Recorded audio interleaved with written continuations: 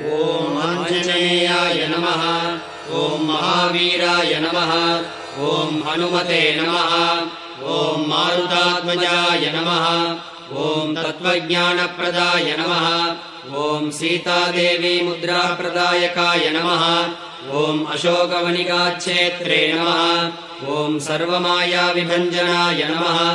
ॐ सर्वबन्धविमोक्त्रे नमः। ॐ रक्षोविध्वंसकारकाय नमः। ॐ परविद्यापरीहाय नमः। ॐ परशौर्यविनाशनाय नमः। ॐ परमन्त्रनिराकर्त्रे नमः। ॐ परयन्त्रप्रभेदकाय नमः।